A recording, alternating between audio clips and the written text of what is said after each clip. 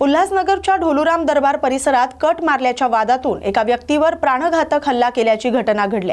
यात जय उर्फ जॅकी आलम चंदानी नावाचा व्यक्ती गंभीर जखमी झालाय। त्याच्यावर खासगी रुग्णालयात उपचार सुरू आहेत। हल्ल्याची घटना सीसीटीव्ही कॅमेऱ्यात कैद झाली। प्राणघातक हल्ला करणाऱ्या कार चालक आणि त्याच्या साथीदाराचा उल्हासनगर पोलिसांकडून शोध सुरू आहे। जय उर्फ जॅकी पुरुषोत्तम आलम चंदानी हा त्याच्या मुलीला खाऊ घेण्यासाठी ढोलूराम दरबार येथून जात असताना समोरून एक 4 व्हीलर जोरात आली आणि त्यांच्यात बाचाबाची झाली। त्या रागातून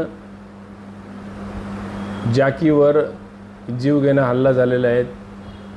त्याला हॉस्पिटलला हलवल्यानंतर त्याच्या हॉस्पिटलमध्ये जबाब नोंद करून 2 आरोपींविरुद्ध खुनाचा प्रयत्नाचा गुन्हा दाखल करण्यात आलेला आहे आणि दोन्ही आरोपींनी जी गाडी वापरली त्या गाडीवरून आरोपींची नावे निष्पन्न झालेली आहेत। तपास चालू आहे।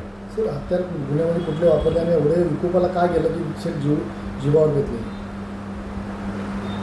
तत्कालिक कारण गाडीचा कट लागण्याच्या वादावरून झालेला आहे।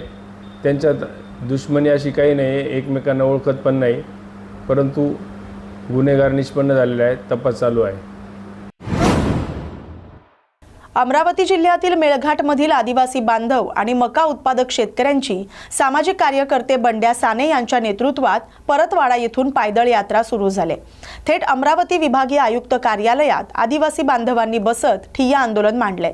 6 दिवसांचा पायदळ प्रवास करत शेकडो आदिवासी बांधव नागपूर हिवाळी अधिवेशनावर धडकणार आहेत। मका पिकाला 2400 रुपये प्रति क्विंटल हमीभाव द्यावा, लाकूड कामगारांचे प्रमाणपत्र आदिवासी बांधवांना द्यावं, यासह पाणी, वीज, रस्ते आणि अन्य मूलभूत सुविधांसाठी सुरू असलेल्या नागपूर अधिवेशनावर हा पायदळ मोर्चा धडकणार आहे। या ठिकाणी मुख्यमंत्री देवेंद्र फडणवीस यांना निवेदन देण्यात येणार आहे। तब्बल 190 किलोमीटरचा पायदळ प्रवास करत आदिवासी बांधव शेतकरी नागपुरात 6 दिवसानंतर दाखल होणार आहेत। मागणी सर्वसामान्य मागणी आहे की मका पिकाला चांगला भाव द्या, नोंदणी करा, रजिस्ट्रेशन करा, त्याची खरेदीची मर्यादा वाढवा, त्याच्यातल्या टेक्निकल अडचणी दूर करा, केंद्राची संख्या वाढवा, लाकूड कामगारासोबत आहे त्याला साधा पुरावा देत नाही।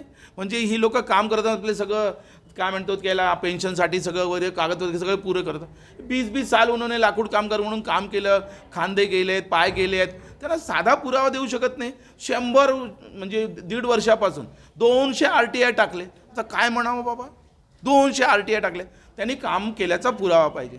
तिथे सावकार लोक आहेत ते 30% व्याज घेतात, हो, त्याची काही पावती नाही, काही नाही। आता म्हणावं काय याला?